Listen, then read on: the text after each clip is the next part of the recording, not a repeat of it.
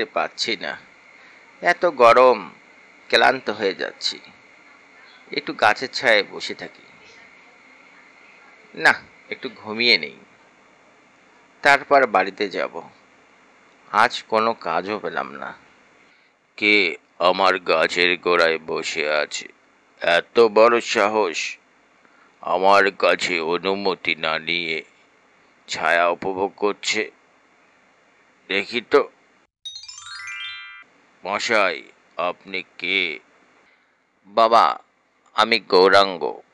আমি খুব অসহায়, খুব ক্লান্ত, তাই আপনাকে না জানিয়ে আপনার গাছের নিচে ছায়া উপভোগ করছি। এর জন্য আমি দুঃখিত। আমার উপরে রাগ করবেন না। আমি খুব অসহায়। আমার বাড়িতে কোনো খাওয়ার নেই, আজও কোনো কাজের সন্ধানও পাইনি। কিভাবে এই মুখ নিয়ে বাড়িতে যাব চিন্তা করছি। আমার মনে হয় আপনি একেবারে সৎ। এর জন্য নিজের দোষটাকে আগে স্বীকার করেছ। যাই হোক, আমি তোমার কোনো উপকার করতে চাই। বলো, আমি তোমার কি করতে পারি? বাবা, আমাকে একটা কাজ দিন, যাতে আমি সুন্দরভাবে সংসারটা চালাতে পারি এবং সৎ পথে থাকি যেন। বাবা, আমার কোনো ব্যবসা নেই, আমি তো তোমাকে কাজ দিতে পারবো না। তবে আমি তোমাকে কিছু দিতে পারবো। আমি তোমাকে একটি গরু দিলাম। এই গরুটি লালন পালন করো ভালো করে। এটি দিয়েই তোমার কপাল ঘুরবে। বাবা, আমার তো গরু কেনার মতন অর্থ নেই। আমি যদি গ্রামে গরু নিয়ে যাই, তাহলে তো মানুষ নানান কথা বলবে। সৎ পথে থাকলে মানুষ নানান কথা বলবে, এটাই সত্যি। এ নিয়ে চিন্তা করলে তোমার চলবে না। তুমি ভবিষ্যতের দিকে আগাও।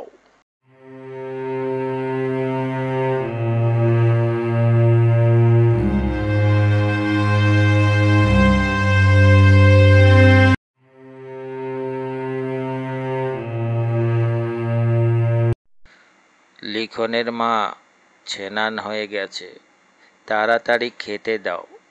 হাটে যেতে হবে, না হলে মহাজন রাগ করবে। এমনিতেই মহাজন খুব ক্যাটক্যাট করে। ব্যবসা ভালো যাচ্ছে না, আবার বাদ দিয়ে দিলে মহা বিপদে পড়ব। দাঁড়াও, বসো একটু, খাইতে দিচ্ছি, দাঁড়াও। তুমিও যে কি বলো না, এতদিন ধরে কাজ করছো আর আজ মহাজন হঠাৎ বাদ দিয়ে দেবে? তাহলে কি হলো এতদিন কাজ করে? আর এত কষ্ট করে কি হলো? ছেলে চেনে না বাপের কোল। সকালে যখন যাও তখনও ছেলে ঘুমিয়ে থাকে, আবার রাতে যখন আসো তখনও ছেলে ঘুমিয়ে থাকে। তাহলে ছেলে বাবাকে কিভাবে চিনবে? বাবার আদর কিভাবে পাবে? যাই হোক, খাবারটা খুব ভালো হয়েছে। ভর্তাটা যা হয়েছে না, তেলটা একেবারে খাঁটি ছিল, সরিষার। এর জন্য খুব টেস্ট হয়েছে।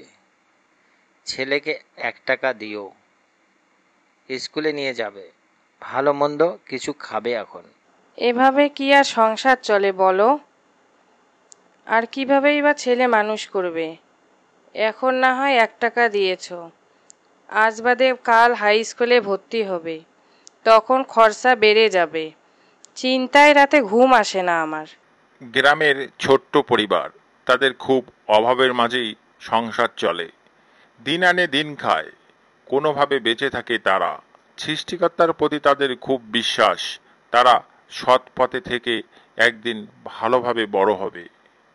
তাদের আর কোনো অভাব থাকবে না। গৌরাঙ্গ, তোমার এখন বয়স হয়েছে, তুমি আসলে সকালে আসতে পারো না। এভাবে চলতে থাকলে আমি তোমাকে রাখতে পারবো না। তুমি অন্য কোনো কাজ দেখতে পারো। আমার ব্যবসাটাও ভালো যাচ্ছে না।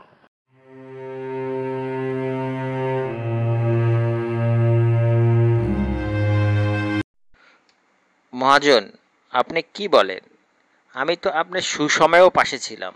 এখন না হলে একটু সময় খারাপ, আবার ভালো হয়ে যাবে।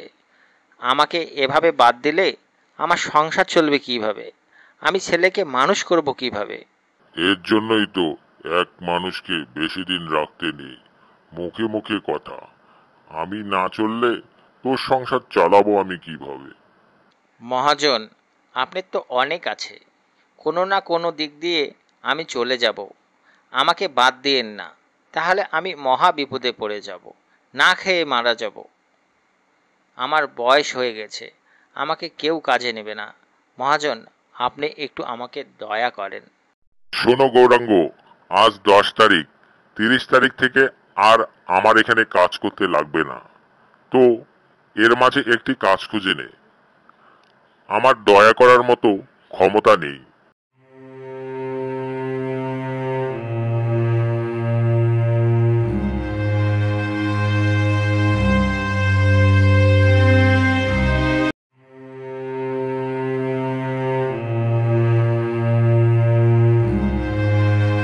কি গো, এভাবে চিন্তা করলে কি হবে? ঘুমাও ঘুমাও, অনেক রাত হয়েছে। ভগবান তো আমাদের সব কিছু দিয়েই পাঠিয়েছে, শুধু চেষ্টা করতে হবে। চেষ্টা না করে বসে বসে চিন্তা করলে কি হবে? দেখবে একদিন সব ঠিক হয়ে যাবে।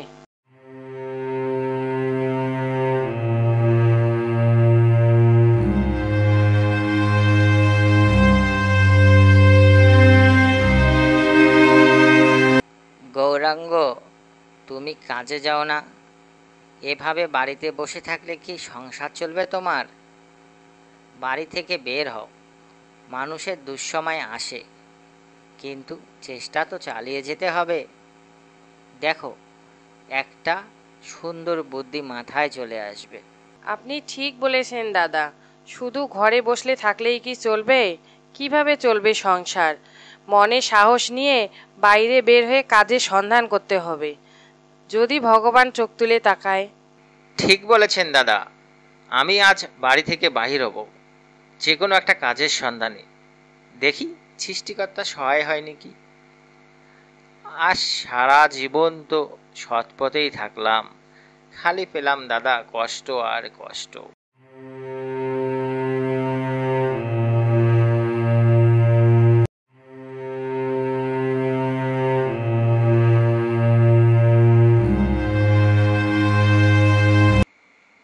না, আর হাঁটতে পারছি না, এত গরম, ক্লান্ত হয়ে যাচ্ছি। একটু গাছের ছায়ায় বসে থাকি, না একটু ঘুমিয়ে নেই, তারপর বাড়িতে যাব। আজ কোনো কাজও পেলাম না।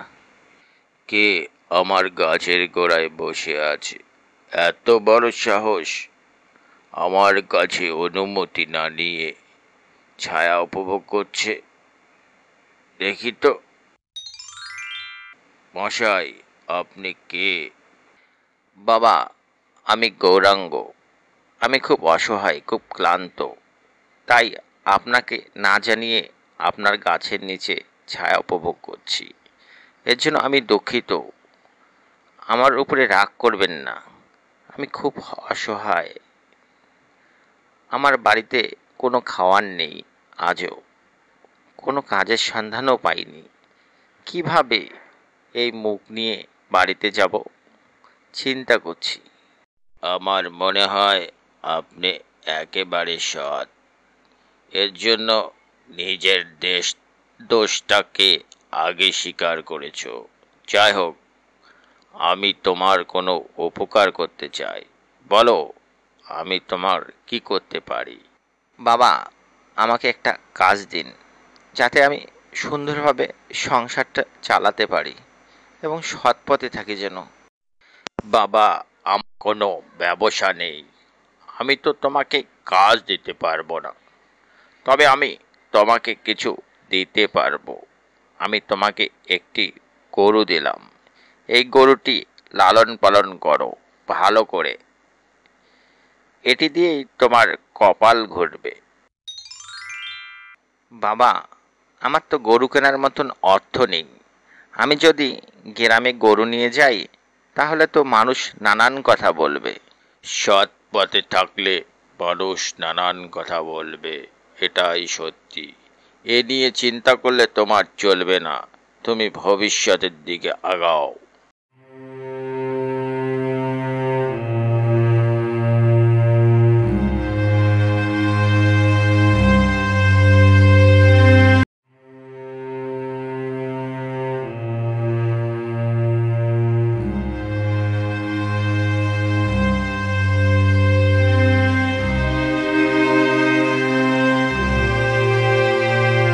কি ব্যাপার গৌরাঙ্গ, তোমার চাকরি নেই, আবার এত সুন্দর একটা গরু নিয়েছো? ব্যাপারটা কি বুঝতে তো পারলাম না। তুমি কি আবার জাদুর কলস পেলা নাকি? না দাদা, আমার কি আর কেনার ক্ষমতা আছে? ভগবান চাইলে কি না হয়। এবার ভাগ্যটা পরিবর্তন হয় নাকি গরুটা লালন পালন করে দেখি। এখন বুঝছি, এর জন্যই তো পুরাতন একটা কর্মচারী কেন ছেড়ে দিল মহাজন। এই ব্যাপার, চাকরি ছাড়তে ছাড়তেই এত দামি গরু কেনা, ব্যাপারটা এখন বুঝছি। লিখনের মা, এই দেখো একটা গরু নিয়ে এসেছি। এটা লালন পালন করলে আর কোনো অভাব থাকবে না। তুমি এর দেখশন করবা, আর আমি সাইকেল দিয়ে দুধ বিক্রি করব। তাহলে আর কোনো সমস্যাই হবে না আমাদের। ঠিক আছে, আমি সব কিছুই বুঝলাম। বলেন তো আপনি এই গরুটি পাইলেন কিভাবে? আপনার কাছে তো গরু কেনার মতো এত টাকা নেই। সব কিছু তোমাকে খুলে বলছি, আগে ঘরে চলো। বলো দেখি, কিভাবে গরু পেলে তুমি? আমি তো কাজের সন্ধানেই বের হয়েছিলাম, কিন্তু অনেক চেষ্টা করেছি, কোনো জায়গায় কাজ পাইনি। এই চিন্তায় করে আর চলতে পারছিলাম না, তাই একটি গাছের নিচে বসি। কিছুক্ষণ পর হঠাৎ একটি জিন আমার সামনে উপস্থিত।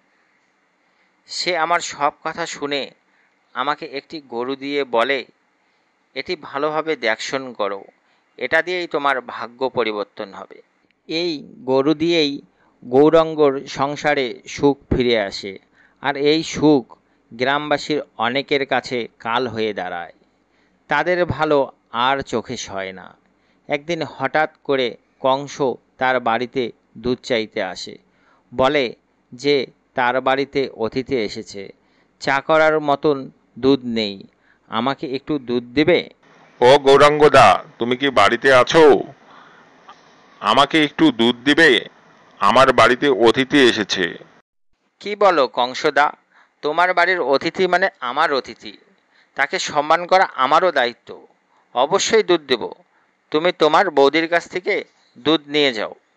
ওরে বাবা, গৌরাঙ্গর ঘরে এসব কি? ও এত কিছু করে ফেলেছে এই গরু দিয়ে। আমাকেও গরু কিনতে হবে। দেখি আমি কি করতে পারি। ও এত বড়লোক হয়ে গেছে, ওর ঘরে টিভি ফ্রিজ সব আসবাবপত্র করে ফেলেছে, আর আমি? এই দেখে কংসের মনে হিংসা জাগে। সে চিন্তা করে আমিও গরু কিনব, দেখি গৌরাঙ্গর মতন কিছু করতে পারি নাকি। এক পর্যায়ে কংস গরু কিনে, কিন্তু গল্পের মোড় ভিন্ন দিকে চলে যায়। পরবর্তী পার্ট দেখতে হলে অবশ্যই আমার চ্যানেলটিকে লাইক করবেন, সাবস্ক্রাইব করবেন।